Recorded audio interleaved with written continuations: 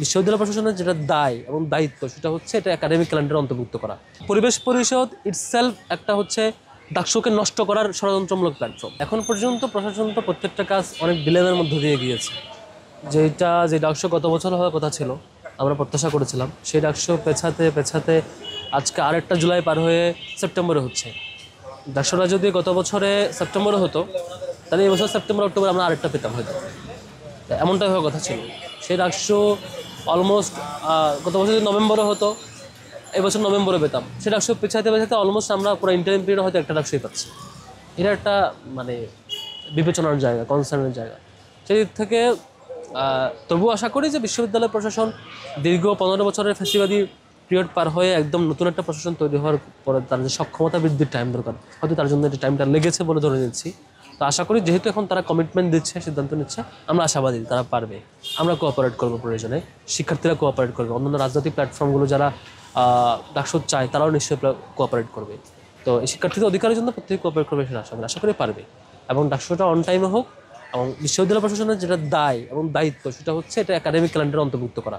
Academic ক্যালেন্ডারে অন্তর্ভুক্ত করার মধ্য দিয়ে আপনার শিক্ষার্থীরা অন্তত বুঝতে পারবে যে আমি আর একটা ইলেকশন কবে হবে, মাঝে আবার গ্যাপ হবে, আবারও বহু বছর অপেক্ষা করতে হবে, সেটা হবে না। দীর্ঘ 28 বছর পরে যেমন একবার 19 সালে নির্বাচন পেয়েছি, আবার 19 সালের পর থেকে এখন আবার 6 বছর পরে আবার একবার নির্বাচন, তো এরকম অন্তত হবে না। বাংলাদেশের একমাত্র স্মার্ট সিটি বসুন্ধরা এখন আরো নিরাপদ, আধুনিকতায় আরো এক ধাপ এগিয়ে। পরিবেশ পরিষদ ইটসেলফ একটা ফ্যাসিবাদী প্ল্যাটফর্ম। পরিবেশ পরিষদ ইটসেলফ একটা হচ্ছে ডাকসুকে নষ্ট করার ষড়যন্ত্রমূলক প্ল্যাটফর্ম। আপনি ডাকসু হইতে দিবেন না, আপনি পরিবেশ পরিষদ নিয়ে খুশি থাকবেন, আপনি কাউরে কর্নার করার জন্য প্ল্যাটফর্ম দাঁড় করাবেন, এটা একটা অযাচিত জিনিস, খুবই বাজে একটা অ্যাপ্রোচ। পরিবেশ পরিষদ গঠিত হয়েছিল যে ঘটনাকে কোড করে, জাহাঙ্গীরনগর বিশ্ববিদ্যালয়ের ঘটনাকে কোড করে। বলা হয়েছে যে তারা কোড করছে জাহাঙ্গীরনগর বিশ্ববিদ্যালয়ে নাকি হচ্ছে হত্যাকাণ্ড হয়েছে এবং সেখানে নাকি শিবির নিষিদ্ধ। কিন্তু আমরা 5 আগস্টের পরে কী পেলাম? 5 আগস্টের পরে আমরা যখন জাহাঙ্গীরনগর বিশ্ববিদ্যালয়ের সেই সময়ের মিটিংয়ের রেজুলেশন চেক করলাম, সেখানে শিবির নিষিদ্ধ কোনো আলাপ নাই। অথচ একটা মিথের উপরে ছাত্র শিবিরকে জাহাঙ্গীরনগর বিশ্ববিদ্যালয়ে কর্নার করে রাখা হয়েছে, বহু শিক্ষার্থীকে বিশ্ববিদ্যালয় থেকে বহিষ্কারও করছে সেই সময়টাতে ওই একটা মিথ্যা ঘটনাকে কোড করে। অথচ সেই রেজুলেশন চেক করে পরে দেখা গেলো 5 আগস্টের পরে আমরা সেই পুরোনো মিটিংয়ের রেজুলেশন চেক করলাম, শিবিরের নিষেধাজ্ঞায় কোনো ধরনের ডিসকাশন সেখানে ছিল না। তারপর সেই ঘটনাকে কোড করে ঢাকা ইউনিভার্সিটিতে আপনি আপনি আমাদের স্পেসিফিক বলেন ঢাকা বিশ্ববিদ্যালয়ে কোন ঘটনা ঘটেছে যেটা শিবিরের জন্য আপনি দায়ী করবেন।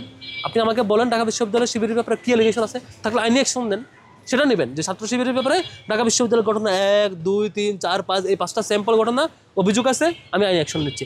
এটা হচ্ছে আপনার সিস্টেমেটিক অ্যাপ্রোচ। আপনার অভিযোগ বিশ্ববিদ্যালয় প্রশাসনকে জানাবেন, আপনার অভিযোগ রাষ্ট্রকে জানাবেন, অভিযোগের পানিশমেন্ট হবে, শাস্তি পাবে। পরিবেশ পরিষদের সিস্টেমে দাঁড় করাইয়া ছাত্র শিবিরকে কর্নার করবেন, এটা একটা ফ্যাসিবাদী সিস্টেম। এটা ছিল ক্যাম্পাসের পরিবেশ বিনষ্ট কিংবা ডাকসু বানচালের, ডাকসু না হওয়ার অন্যতম প্রাইম ষড়যন্ত্র। এই জিনিসটা অবান্তর। এবং এই কিছু তো বিশ্ববিদ্যালয় প্রশাসন আমরা আগেও বলেছি, বিশ্ববিদ্যালয়ের দিক থেকে কাউকে ইয়েস অর নো বলা, হ্যাঁ অথবা না বলার অথরিটি 3টা প্ল্যাটফর্মে। একটা হচ্ছে একাডেমিক কাউন্সিল, একটা সিনেট, একটা সিন্ডিকেট। এর বাইরে অন্য কোনো অথরিটিকে লিগ্যাল অ্যাক্সেস দেওয়া হয় নাই কাউকে হ্যাঁ বা না বলার। বাকি যা করবেন তা সব আইন হাতে তুলে নেওয়া কিংবা ইন্টেনশনাল বাজে প্র্যাকটিস করা, এই জিনিসগুলোকে শিক্ষার্থীরা কখনো মেনে নিবেও না। এগুলো দিন শেষে ব্যর্থ প্রমাণিত হয়। আর আমাদের ব্যাপারে কোনো কনসার্ন থাকলে লিগ্যাল অ্যাকশনে যাবেন, অভিযোগ দেবেন, হতেই পারে।